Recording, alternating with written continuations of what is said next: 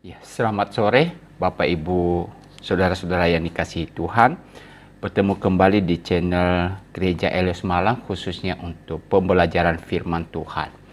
Namun terlebih dahulu mari kita masuk di dalam doa untuk mempersiapkan hati kita untuk belajar firman Tuhan di sore hari ini. Mari kita berdoa. Bapa di sorga, kami saat ini kembali datang kepadamu, memohon pertolongan Tuhan kepada kami, khususnya di dalam kami belajar firman Tuhan.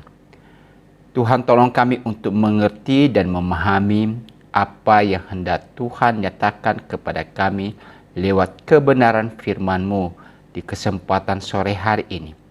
Berikan kami hikmat bijaksana sehingga melalui pembelajaran firman Tuhan ini boleh menolong kami untuk mengerti dan memahami apa yang merupakan pesan Tuhan kepada kami.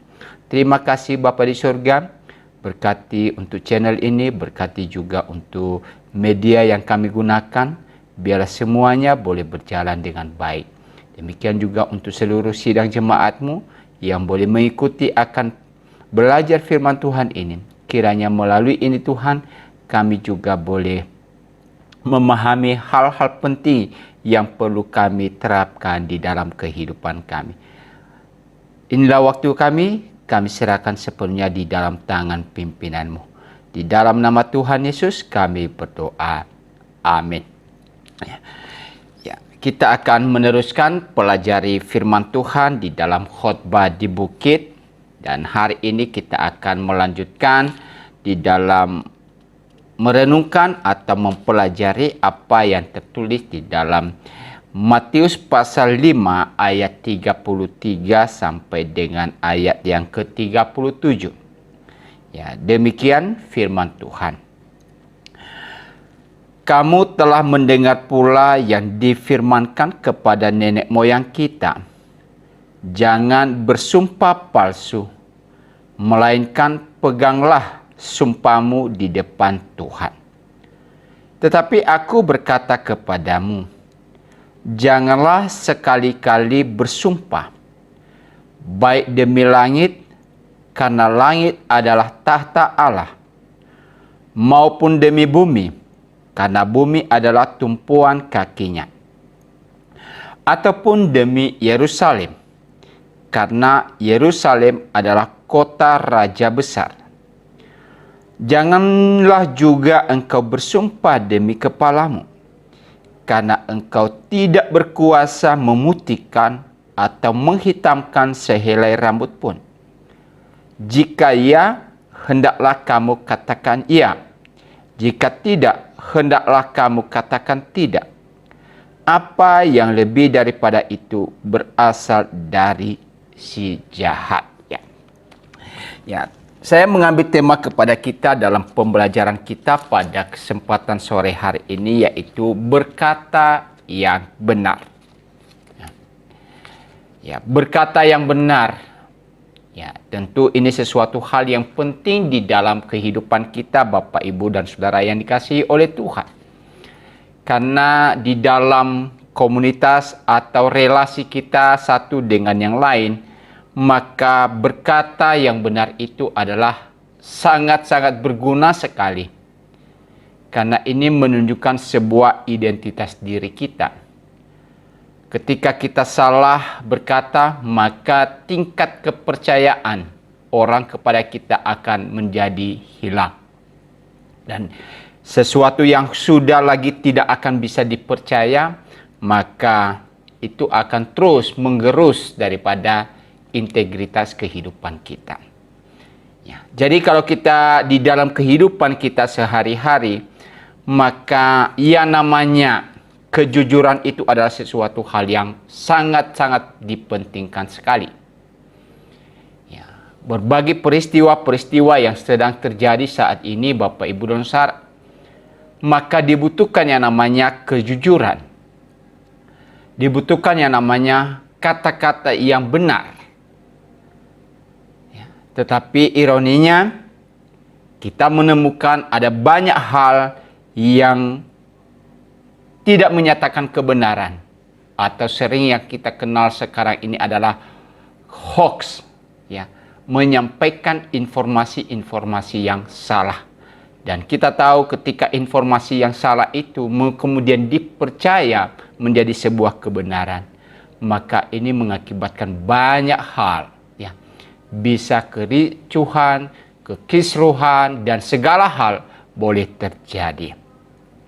Maka di kesempatan sore hari ini Bapak Ibu dan Saudara, ya, di mana Tuhan Yesus, ya, mengajarkan sesuatu hal penting kepada umat Tuhan. Ya, khususnya di dalam bagian ini, yaitu bagaimana mereformasi atas penyimpangan terhadap perintah ketiga yang tercatat di dalam hukum Taurat. Ya. Kita tahu bahwa ketika Allah memberikan hukum Taurat kepada Musa, atau 10 hukum kepada Musa, dan ada perintah ketiga yang tercatat di dalam hukum Taurat tersebut. Ya, di dalam Keluaran pasal 20 ayat 7. Ya, disebutkan di situ, janganlah menyebut nama Tuhan Allahmu dengan sembarangan. Sebab Tuhan akan memandang bersalah orang yang menyebut namanya dengan sembarangan. Ya. Jadi kata penting yang kita perhatikan di sini, sebuah perintah yang diberikan Tuhan kepada umat Tuhan, khususnya umat Israel pada waktu itu, dan juga kepada kita sampai hari ini, bahwa menggunakan nama Tuhan, memakai nama Tuhan pada hal-hal yang tidak tepat, maka itu adalah sesuatu hal yang keliru dan salah. Ya. Itulah sebabnya Tuhan mengingatkan, jangan menyebut nama Tuhan Allahmu dengan sembarangan. Ya. Dan jelas sekali dikatakan di sini, Tuhan akan memandang bersalah orang yang menyebut namanya dengan sembarangan. Ya. Kadang-kadang seseorang memandang dirinya tidak bersalah, Bapak, Ibu, dan Saudara. Ya, ketika ia menyebut nama Tuhan, memakai nama Tuhan dalam perkataan-perkataan sehari-hari, dan semudah itu memakai nama Tuhan, mempertaruhkan nama Tuhan, dan merasa tidak bersalah untuk hal-hal yang demikian. Tentu memang ada beberapa hal yang menggunakan itu dengan satu tujuan tertentu.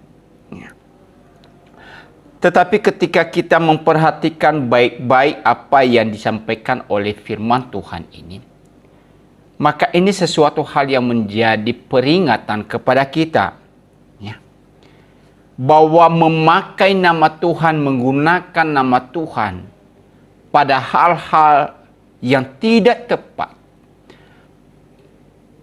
ya, dengan sesuatu maksud tertentu, maka itu adalah sesuatu hal yang melanggar apa yang Tuhan perintahkan di dalam hukum ketiga ini. Ya, dikatakan di sini sekali lagi, Tuhan akan memandang bersalah orang yang menyebut namanya dengan sembarangan. Ya. Ya, tentu Bapak, Ibu, dan Saudara, hal penting apa yang kita coba lihat di sini? Apakah sebagai orang percaya, bagaimana kita di dalam kehidupan kita memakai nama Tuhan itu, dan seperti apa kita memakai nama Tuhan itu. Ya, kita pernah dengar Bapak, Ibu, dan Saudara kata bohong putih. Ya. Berbohong demi kebaikan orang lain, berbohong demi melindungi. Dan senantiasa sering ini digunakan sebagai sebuah pembenaran bahwa bohong putih itu adalah baik, bohong putih itu diperbolehkan. Tetapi kalau kita memperhatikan sekali lagi apa yang Tuhan Yesus nyatakan kepada kita melalui firman Tuhan, maka yang namanya bohong itu, entah itu disampaikan dengan maksud tersembunyi maka itu tetap dianggap bersalah. Itu tetap dianggap berdosa. Ya. Tapi seperti apa hal yang menjadi teguran Tuhan Yesus kepada umat Tuhan pada saat itu? Ya. Ternyata di dalam kehidupan keseharian orang-orang pada zaman itu, Bapak, Ibu, dan Saudara, bahwa perintah ketiga ini sudah mulai dilupakan. Mereka dengan semudah dan segampang itu mengucapkan sesuatu dengan bersumpah. Tentu sebagai orang Israel yang sangat mengagumi nama Tuhan, menyanjung nama Tuhan, maka mereka tidak akan pernah menggunakan nama Tuhan, tetapi menggunakan hal-hal yang lain demi meyakinkan atau membenarkan apa yang mereka ungkapkan. Di sini terjadi yang namanya kekisruhan, terjadi yang namanya penyimpangan-penyimpangan. Demi sesuatu hal yang mereka katakan untuk bisa diyakini, untuk bisa dipercaya, maka mereka berani melakukan yang namanya sumpah, tetapi dengan tidak menggunakan nama Tuhan. Ya. Lalu bagaimana kita memahami tentang apa yang merupakan perintah Tuhan ini di dalam hukum ketiga ini? Lalu apa maknanya di dalam Tuhan melarang untuk menyebutkan nama Tuhan dengan sembarangan? Apalagi bicara tentang masalah sumpah. Kalau kita perhatikan tadi di dalam ayat 33, jangan bersumpah palsu, melainkan peganglah sumpahmu di hadapan Tuhan. Jadi di sini Tuhan Yesus memberikan satu perintah, satu penjelasan yang sangat penting sekali, bahwa semua orang dilarang bersumpah palsu. Apapun alasannya, tidak ada sesuatu celah yang diberikan kepada setiap orang untuk melakukan yang namanya sumpah palsu. Atau berani makan sumpah. Kita sering berhadapan dengan orang dan kita menemukan orang sedikit-sedikit bersumpah. Sedikit-sedikit melakukan yang namanya ikrar atau janji. Dan dengan begitu mudahnya mereka memakai nama Tuhan untuk membenarkan sumpah mereka. Walaupun apa yang mereka ungkapkan itu adalah sebuah kesalahan. Mungkin dalam pikir mereka, Bapak, Ibu, dan Saudara, nanti kita bisa memohon pengampunan dari Tuhan. Bukankah Tuhan itu adalah Allah yang penuh kemurahan, Allah yang penuh dengan kesabaran, Allah yang penuh dengan kasih karunia, Allah yang maha pengampun. Ketika kita berbuat salah ini, maka kita nanti memohon pengampunan daripada Tuhan. Maka Tuhan pasti mengampuni kita. Iya, memang Tuhan itu maha pengampun. Tetapi ada hal-hal yang perlu kita coba perhatikan di dalam bagian-bagian yang perlu kita ungkapkan di dalam kehidupan kita, Bapak, Ibu, dan Saudara. Makanya dikatakan di sini jangan menyebut nama Tuhan itu dengan sembarangan. Di dalam kita bersumpah, maka sumpah itu sama dengan sesuatu hal yang mengikat hidup kita. Sebuah sumpah yang diungkapkan itu adalah sifatnya mengikat. di dalam kitab Perjanjian Lama, ya, pengkhotbah kita bisa membaca Bapak Ibu dan Saudara bahwa sebuah sumpah yang diungkapkan, maka kalau hal itu tidak ditepati, maka Tuhan memandang bersalah atau berdosa terhadap orang-orang yang telah mengikrarkan sumpah atau janji tersebut. Jadi ini sebenarnya sebuah peringatan yang diberikan kepada kita. Bukan hanya mereka yang hidup pada zaman Tuhan Yesus, tetapi sampai pada hari ini pun. Ya, bahwa jangan semudah itu kita melakukan yang namanya janji. Berjanji sesuatu, tapi pada akhirnya kita tidak mampu untuk menepatinya. Jadi Tuhan Yesus mengingatkan jangan menggunakan, jangan menyebut nama Tuhan dengan sembarangan atau dengan tujuan atau maksud yang sia-sia atau berdusta. Sekali lagi di sini untuk membenarkan apa yang mereka ungkapkan, sekalipun itu keliru, tetapi untuk meyakinkan seseorang tentang apa yang dijanjikan, apa yang diungkapkan, maka mereka berani mengangkat yang namanya sumpah. Jadi Bapak Ibu dan Saudara, di dalam penjelasan Tuhan Yesus kepada murid-muridnya pada waktu itu, bahwa bersumpah palsu adalah dosa yang dihukum. Seorang yang bersumpah palsu, maka ia akan mendapatkan hukuman. Tentu ada beberapa alasan yang kita perhatikan di sini. Ya, ketika Tuhan Yesus menyampaikan jangan bersumpah palsu, melainkan peganglah sumpahmu di depan Tuhan. Ya. Seseorang dilarang untuk bersumpah demi nama Tuhan oleh karena apa? Menunjukkan ketidaksalehan terhadap Allah. Ya. Bukankah Allah itu adalah Allah yang maha suci? Allah yang maha kudus.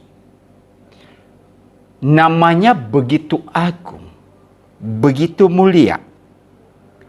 Tetapi ketika seseorang bersumpah palsu, ya, maka sebenarnya ia tidak mengakui kesucian daripada Allah. Ya. Ia tidak mengakui ketidaksalehan daripada Allah. Ia menganggap remeh terhadap kekudusan daripada Tuhan. Ya. Kemudian apa? Seseorang yang bersumpah palsu, ya, ini juga menunjukkan bahwa orang itu berlaku tidak adil terhadap sesamanya. Ya. Ia melakukan sumpah yang palsu, maka sebenarnya di dalam hatinya demi pembenaran diri. Dan bisa saja sikap-sikap seperti itu, ya, menunjukkan apa? Sebuah tuduhan-tuduhan yang diberikan kepada sesama. Ya. Misalkan ia melakukan sesuatu yang salah, tetapi demi pembenaran diri, ia berani bersumpah demi nama Tuhan. Berarti ia mencoba mengalihkan kesalahan itu bukan kepada dirinya, tetapi orang yang menuduh dirinya. Ya, makanya dikatakan tadi bahwa terjadi yang namanya ketidakadilan terhadap sesama. Ya. Kemudian Bapak Ibu dan Saudara, bahwa bersumpah palsu itu juga akan mendatangkan murka daripada Allah. Ya. Bersumpah palsu. Kalau kita melihat di dalam perjanjian lama, maka ini akan bisa menjadi sebuah umpatan atau kutukan bagi seseorang yang melakukannya. Oleh karena ia tidak bisa menepati apa yang ia janjikan. Kalau tadinya ia begitu gampang untuk menyampaikan sesuatu, mengutarakan sesuatu, dengan sebuah janji, dengan sebuah sumpah. Tetapi kalau hal itu tidak bisa ia tepati, tidak bisa ia lakukan, maka akhirnya bukan menjadi berkat di dalam hidupnya, tapi justru kutukan yang ia alami, ia dapatkan. Maka Tuhan Yesus sekali lagi di sini mengingatkan, janganlah mudah bersumpah palsu. Ya. Itulah sebabnya di dalam kalimat lanjutan dia katakan, peganglah sumpahmu di depan Tuhan. Peganglah sumpahmu di depan Tuhan. Ya. Kalau kita membaca di dalam kitab Pengkhotbah pasal 5, ya, kita baca Pengkhotbah pasal 5, ayat 4 sampai dengan ayat 5.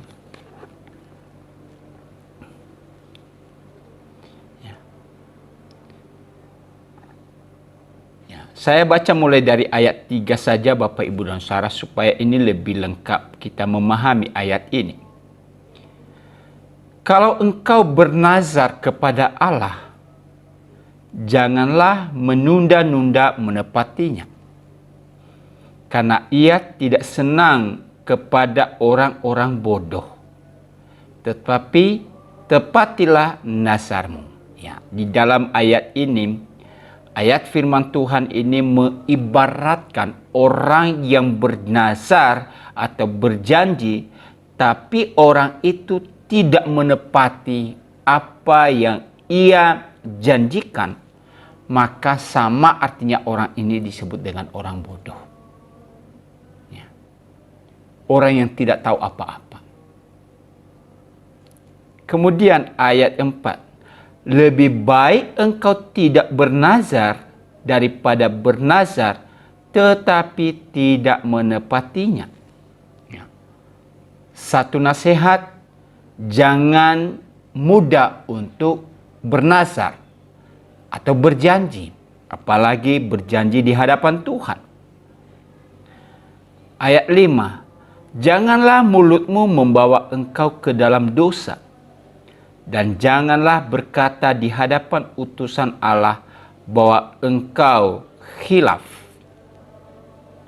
Apakah perlu Allah menjadi murka atas ucapan-ucapanmu dan merusakkan pekerjaan tanganmu?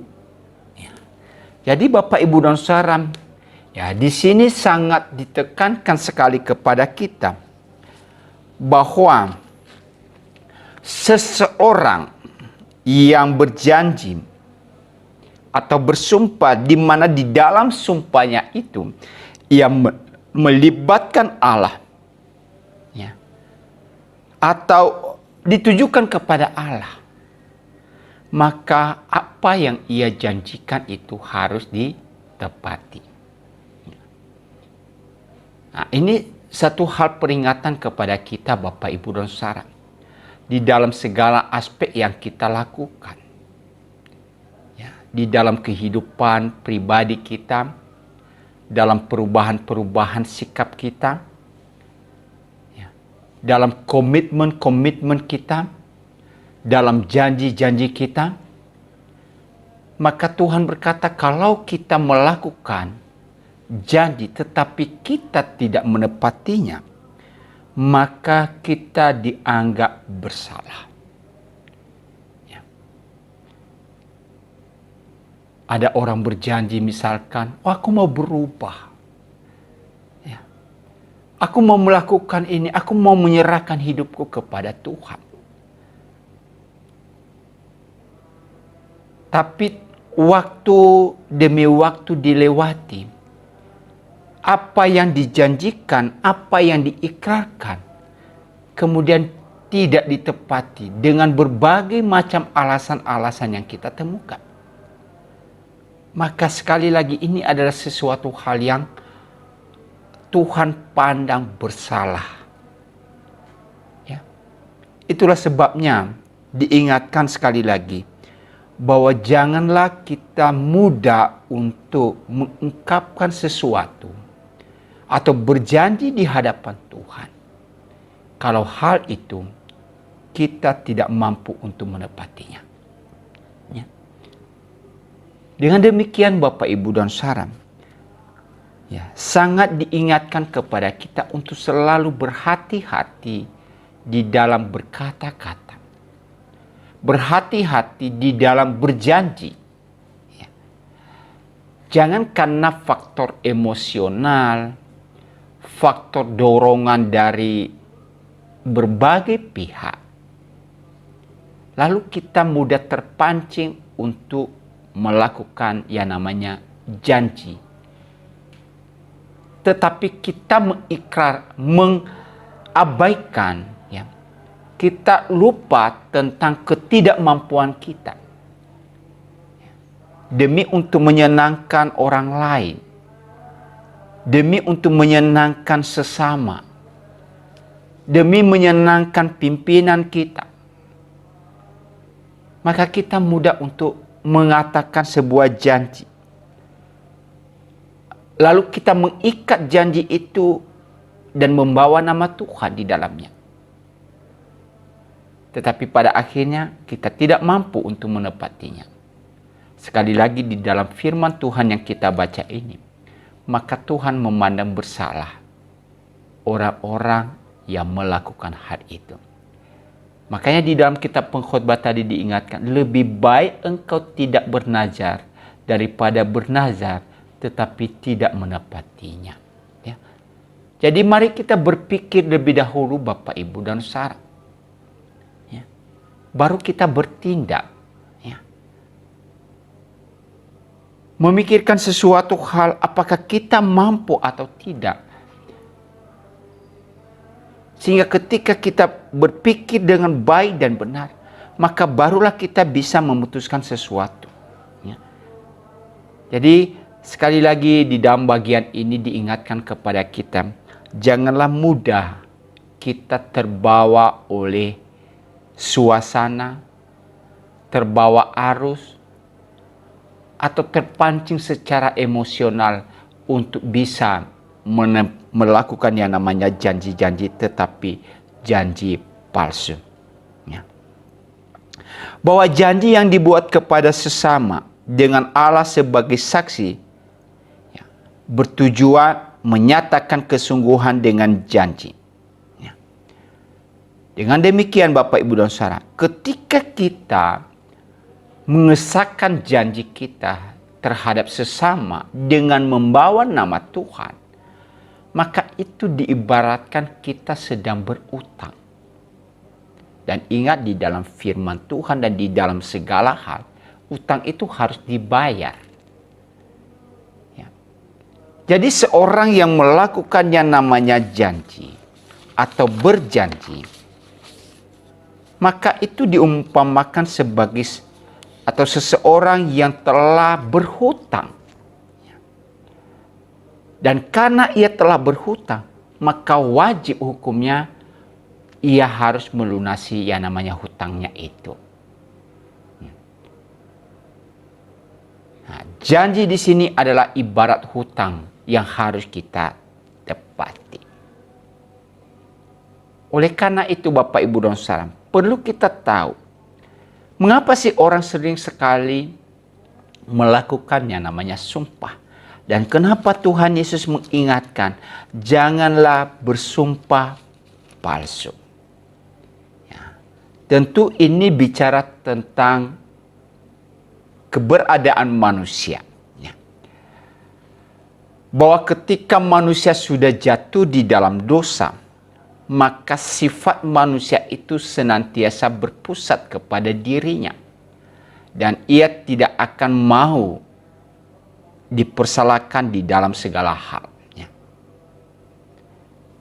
Inilah akibat daripada dosa yang sudah merasuk di dalam kehidupan manusia. Ya, mulai dari dahulu, sejak zaman Adam dan Hawa sampai hari ini. Ya, dampak dosa itu begitu luas. Nah, inilah salah satu dan cikal bakal kenapa orang dalam hidupnya selalu dan mudah untuk menyatakan sumpah. Kemudian, sumpah itu sebenarnya menunjukkan bahwa orang itu sulit untuk percaya.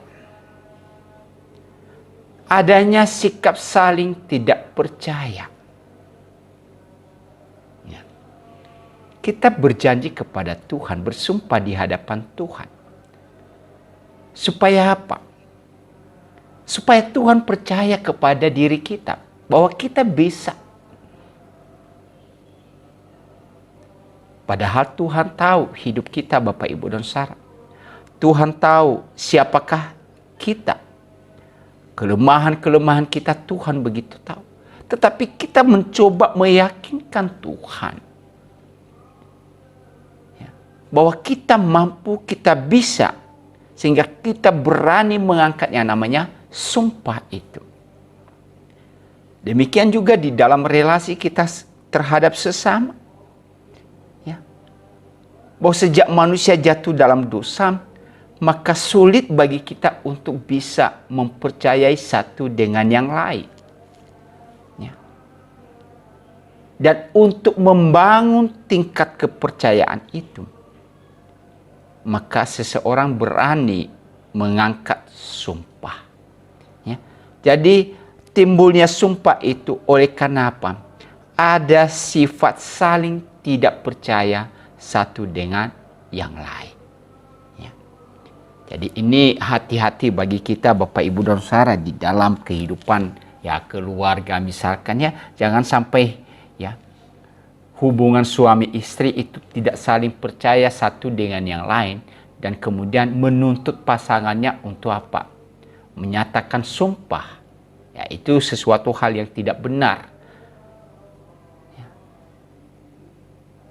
Nah, itulah sebabnya di dalam kehidupan kita ini senantiasa apa? Diingatkan untuk bisa saling mempercayai satu dengan yang lain. Tetapi ketika ketidakpercayaan itu muncul, maka sering solusi yang diambil adalah apa? Mengangkat sumpah. Kemudian kenapa sumpah itu timbul? Ya, tadi saya katakan oleh karena tidak bisa dan tidak mudah untuk dipercayai. Maka ia gunakan itu sebagai jaminan kebenaran. Ya. Maksudnya apa? Apa yang ia katakan, apa yang ia saksikan, apa yang ia lihat, kemudian ia sampaikan dan ia berjanji, maka itu adalah sebuah jaminan kebenaran. Ya. Itu adalah untuk menegaskan bahwa apa yang ia lihat, apa yang ia dapatkan, itu adalah sesuatu hal yang benar. Dan memang itulah yang terjadi. Ya. Jadi berhubungan dengan apa yang tadi saya katakan, bahwa ketika manusia sudah lagi tidak bisa saling percaya satu dengan yang lain, maka untuk menegaskan tentang kebenaran, untuk bisa menjamin tentang sebuah kebenaran, maka seseorang itu berani mengangkat sumpah. Alasan yang lain, Bapak, Ibu, dan Saudara, misalkan ada seseorang yang tertuduh sesuatu hal, maka untuk membenarkan dirinya, maka ia mengangkat sumpah. Ia menantang sebuah pembuktian bahwa apa yang dikatakannya, apa yang dia lihat, itu bukan hal yang salah, bukan hal yang palsu. Tetapi itu sesuatu yang benar, ya, menantang sebuah pembuktian. Dan seseorang yang juga melakukan sumpah itu, maka ia mengharapkan yang namanya pembalasan. Maksudnya apa Bapak Ibu dan Saudara? Ya, ketika ia tidak dipercaya, tetapi kemudian ia mengangkat sumpah bahwa di dalam hatinya sebenarnya ia ingin bahwa orang yang tidak mempercayai apa yang dia ungkapkan, apa yang ia lihat dan lain sebagainya, maka harus mendapatkan konsekuensi dari sesuatu hal yang ia nyatakan. Ya, jadi kita melihat di sini ada banyak yang menjadi alasan-alasan yang boleh diungkapkan oleh manusia untuk mengangkat sumpah. Tetapi bagaimana Yesus memahami dan melihat akan fenomena seperti ini Bapak Ibu dan Saudara? Ya. Bagaimana pemikiran Kristus mengenai sumpah yang mudah untuk diungkapkan oleh manusia? Apakah sumpah itu tidak boleh? Ya. Tentu Bapak Ibu dan Saudara, kita harus melihat dalam kaidah-kaidah tertentu. Kalau dikatakan di sini sumpah palsu, ya, berarti ditambahkan tentang kata palsunya. Berarti sebenarnya bersumpah itu boleh dalam hal-hal seperti apa? Pertama, bahwa demi keadilan dan kebaikan terhadap sesama, ya, maka sumpah itu diizinkan untuk dilakukan. Contoh di sini di dalam pengadilan, ya, ada seorang yang didakwa, kemudian ada saksi yang dipanggil untuk bisa memberikan kesaksian terhadap apa yang ia lihat, apa yang ia amati, ya, dan apa yang perlu ia bela atau lainnya kepada seseorang yang terdakwa. Maka demi keadilan dan kebaikan kepada seseorang yang sedang didakwa sesuatu, maka seorang saksi akan diangkat sumpahnya. Sehingga ketika ia menyampaikan sesuatu, maka ia harus menyampaikan sesuai dengan fakta-fakta yang sebenarnya. Ya. Jadi demi keadilan dan juga demi kebaikan, maka seseorang itu boleh mengangkat sumpah. Ya. Yang kedua, bahwa di dalam roda pemerintahan Bapak Ibu dan Saudara, ya, seseorang pejabat yang diangkat, dan kita tahu bahwa Tuhan menetapkan seseorang itu untuk menjadi pemimpin, maka ia harus berani bersumpah untuk menjalankan segala tanggung jawab yang ia emban atau dipercayakan kepadanya. Nah, ini demi menghormati pemerintah. Ya, walaupun kita perhatikan Bapak Ibu dan Saudara di negara kita atau yang terjadi saat-saat ini, para pejabat muda untuk menyampaikan sumpah mereka. Tetapi pada akhirnya apa? Mereka mengingkari tentang sumpah mereka. Ya. Banyak pejabat korupsi, tapi sebelumnya mereka bersumpah bahwa mereka tidak akan melakukan yang namanya korupsi. Banyak orang bersumpah bahwa mereka akan tetap pada koridor yang benar, menjalankan roda pemerintahan dengan baik dan benar, penuh keadilan. Tetapi pada akhirnya hal-hal semacam itu bisa terabaikan. Ya. Mungkin itu bisa disebabkan oleh tekanan-tekanan yang terjadi dan juga karena keinginan-keinginan yang ada pada dirinya. Ya, itulah sebabnya di dalam bagian ini, demi menghormati pemerintah, maka sumpah itu boleh dinyatakan atau boleh diangkat. Ya, jadi tidak ada masalah di dalam bagian ini. Kemudian, bahwa sumpah itu bisa terjadi dengan alasan tidak dilakukan untuk mencari keuntungan diri sendiri. Ya.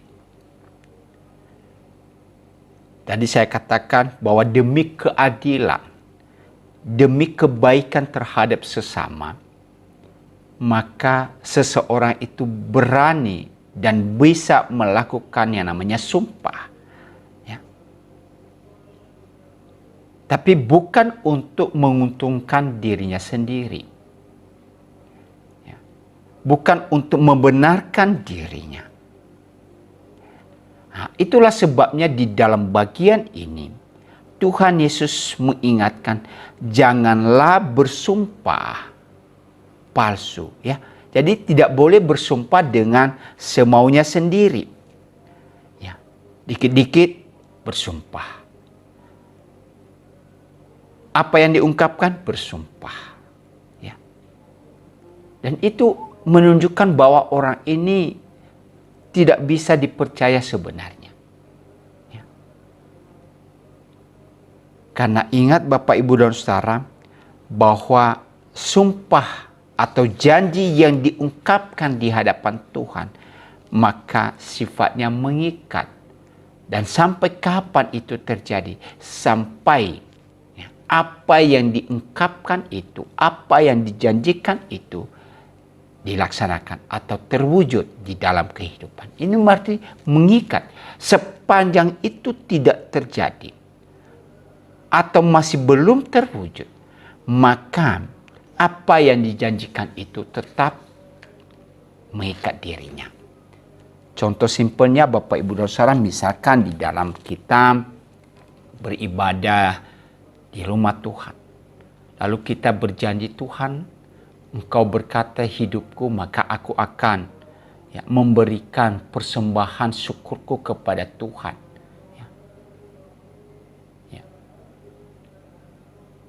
Memberkati hidupku hari demi hari, maka aku akan mempersembahkan persepuluhan kepada Tuhan.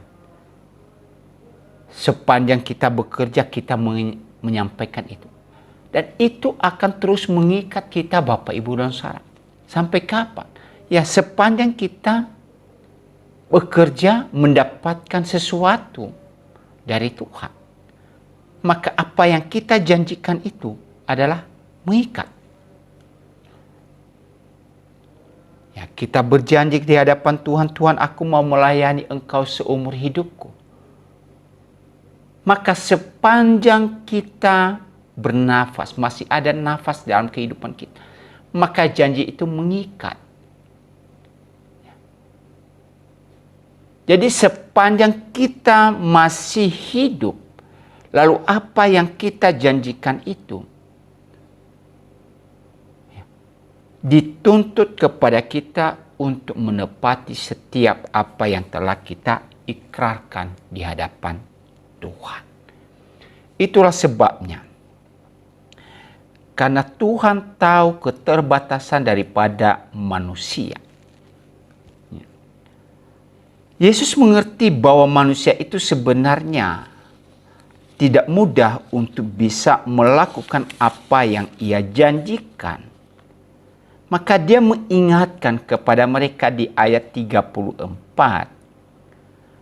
Tetapi aku berkata kepadamu, janganlah sekali-kali bersumpah. Ya, janganlah sekali-sekali bersumpah.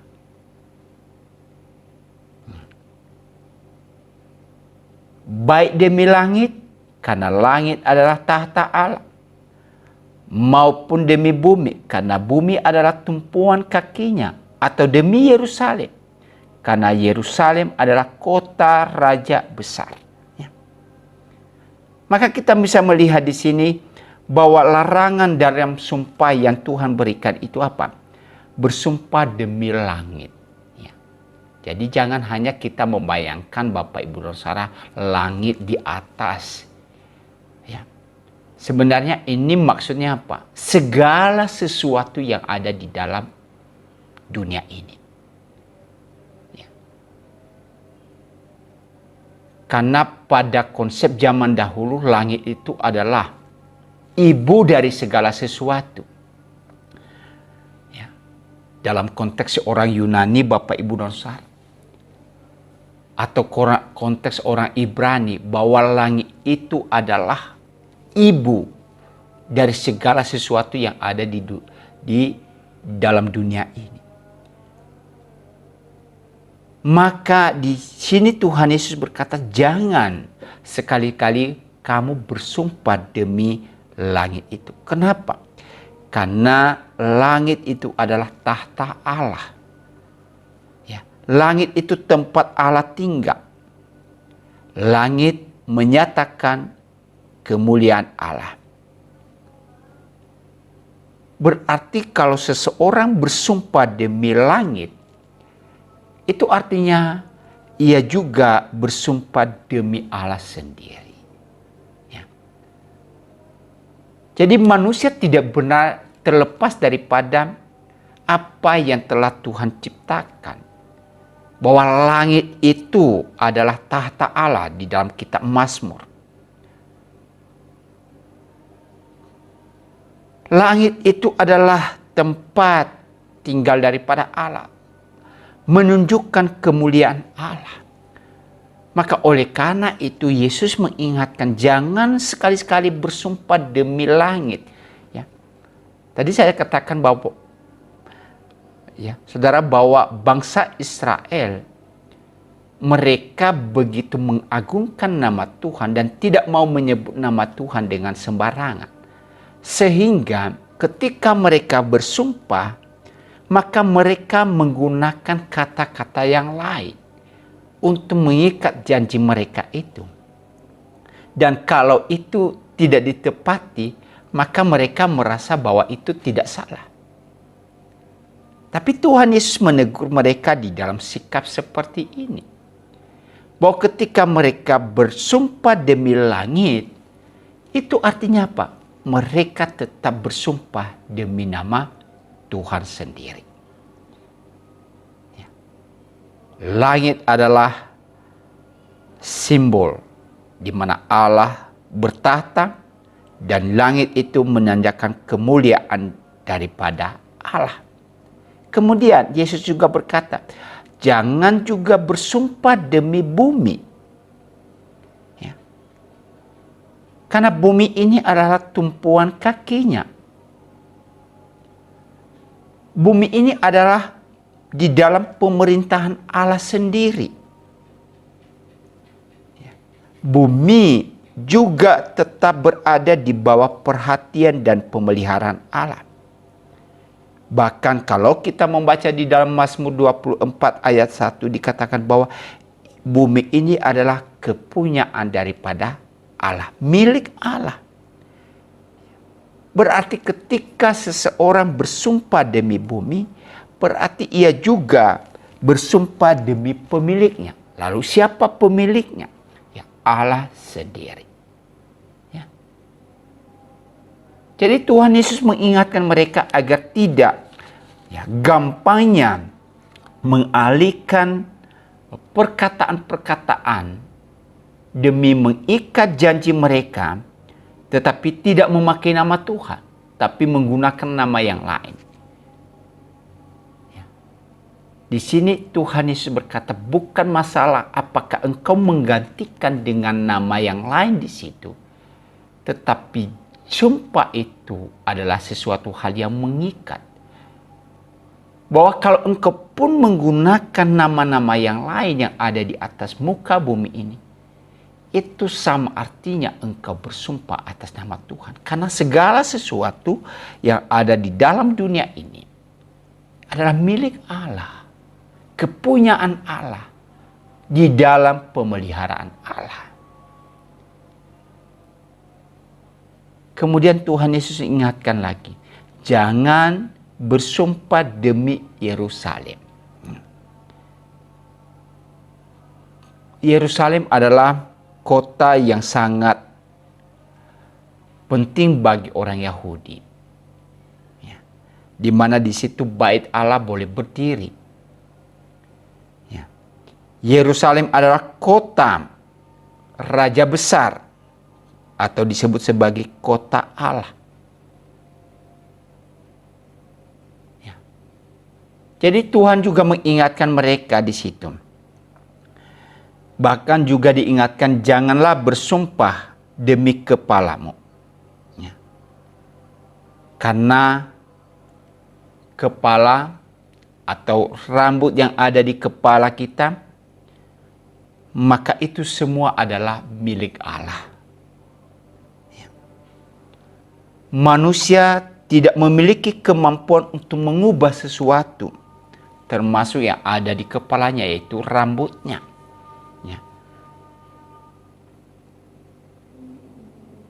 Jadi segala sesuatu intinya Bapak Ibu dan Saudara, bahwa ketika seseorang menyatakan sumpah, maka janganlah sekali-sekali ia melakukan itu hanya untuk kepentingannya sendiri.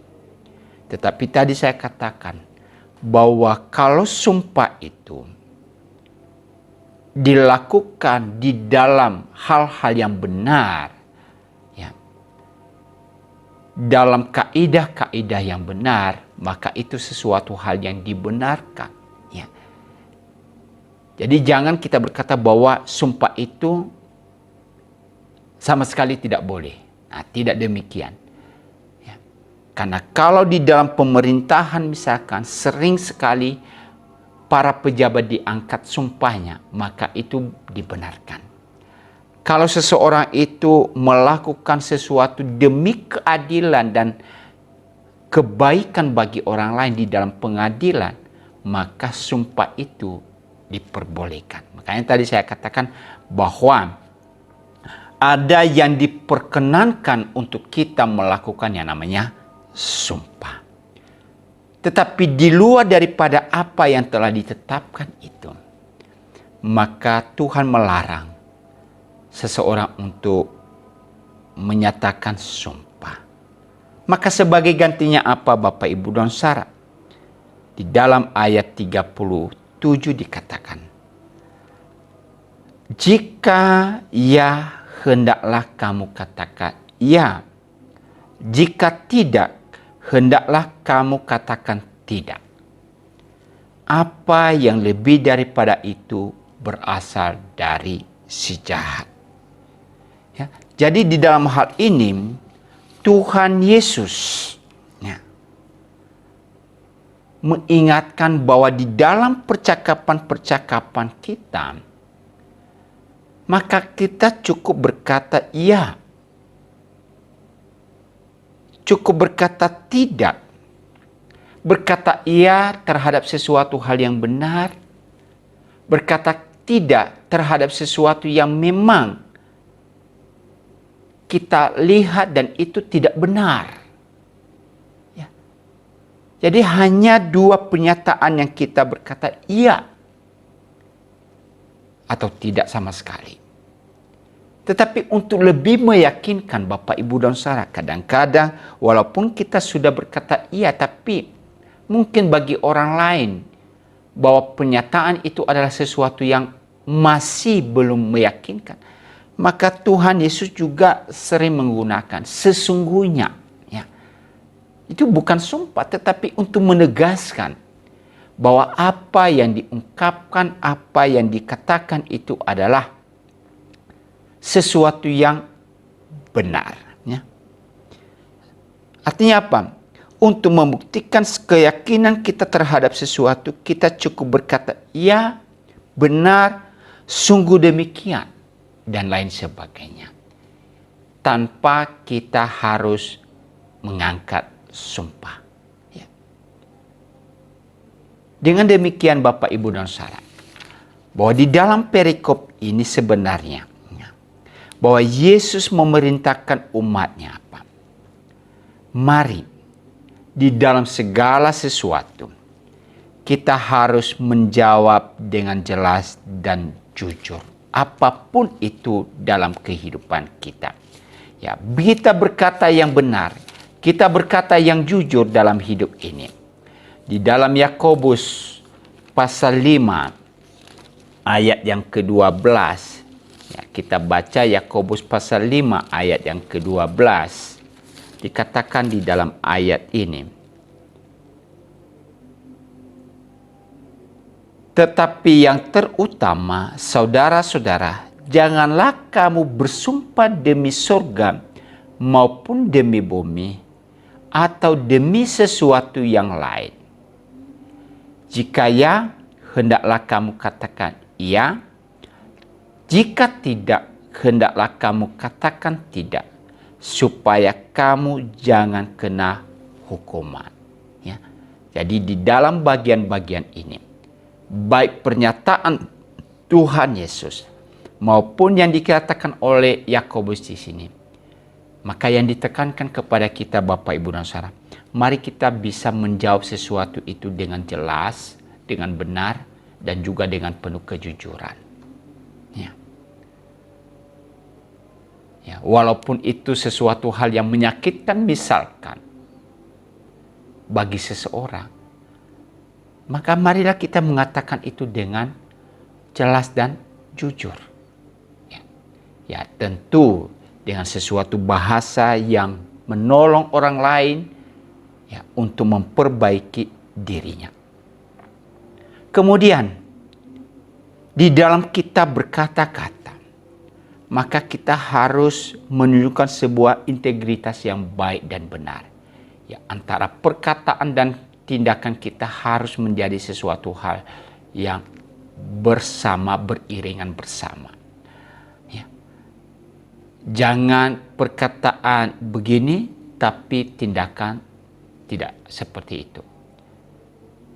Ya. Apa yang kita katakan, itulah yang kita lakukan dalam kehidupan kita. Itu adalah menunjukkan sebuah integritas di dalam kehidupan kita. Ya, di mana Tuhan sendiri mengatakan kepada kita, hendaklah kamu sempurna sama seperti Bapamu adalah sempurna. Ya, Matius 5 ayat 48. Ya, jadi di dalam kehidupan kita senantiasa meniru integritas yang telah ditunjukkan oleh Allah kepada kita. Kemudian apa? Mari kita meneladani Yesus sendiri sebagai sebuah kebenaran. Sebagai kebenaran. Ketika Yesus ditantang terhadap sesuatu, maka ia tetap menyatakan kebenaran. Walaupun itu sesuatu hal yang bisa ya, menyakiti orang lain, tetapi demi kebaikan, demi pemulihan daripada orang lain, maka Tuhan Yesus menyatakan sesuatu itu yang benar. Ya. Kalau Bapak Ibu membaca di dalam kitab Yohanes, ketika Tuhan Yesus bertemu dengan seorang perempuan Samaria, lalu ketika mereka bercakap-cakap, lalu Tuhan Yesus berkata kepada dia, panggil suamimu. Kemudian wanita ini berkata, aku tidak memiliki suami. Dan Yesus berkata benar. Kemudian Tuhan Yesus mengingatkan bahwa memang apa yang ia katakan itu, bahwa ia tidak memiliki suami. Oleh karena apa? Ia telah memiliki banyak suami-suami. Ya. Tetapi Yesus menyampaikan itu demi sebuah kebenaran dan juga untuk memperbaiki perilaku daripada perempuan Samaria ini. Dan kita tahu di dalam ending cerita itu bahwa perempuan ini akhirnya mengalami pertobatan, perubahan dalam hidupnya. Jadi demi kebaikan, demi sebuah keadilan, maka menyatakan kebenaran itu adalah tidak salah. Berkatalah yang jujur, berkatalah yang benar. Oleh karena itu Bapak Ibu dan Saudara, apabila seseorang selalu mengatakan yang benar, maka sebenarnya apa yang dikatakan sumpah, maka tidak perlu dilakukan. Ketika di dalam kehidupan kita selalu menyatakan kebenaran, maka sumpah itu sebenarnya tidak perlu kita ungkapkan. Oleh karena apa? Orang tahu apa yang kita lakukan, orang tahu apa yang kita kerjakan, orang tahu apa yang kita perbuat di dalam kehidupan kita. Tetapi sepanjang kita tidak mudah untuk dipercaya, maka mudah sekali bagi kita untuk membenarkan diri kita dengan mengangkat yang namanya sumpah. Tuhan Yesus ingatkan, sumpah itu sifatnya mengikat. Dan kalau kita sudah bersumpah demi nama Allah, maka mari kita menepatinya. Dan lebih baik dia katakan iya kalau iya, tidak kalau tidak. Oleh karena itu Bapak Ibu dan Saudara, mari di dalam implementasi daripada hukum ketiga, jangan menyebut nama Tuhan Allahmu dengan sembarangan. Marilah hidup di dalam kebenaran, hidup di dalam kejujuran, hidup di dalam sebuah integritas yang baik dan benar. Sehingga dimanapun kita berada, diri kita bisa menjadi garam dan terang bagi dunia ini. Kiranya apa yang telah kita pelajari pada sore hari ini boleh memberkati kita semua.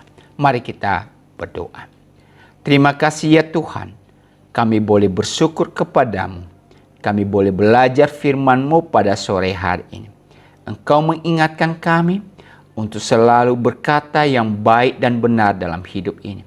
Berkata yang jujur, melakukan segala sesuatu dengan penuh integritas.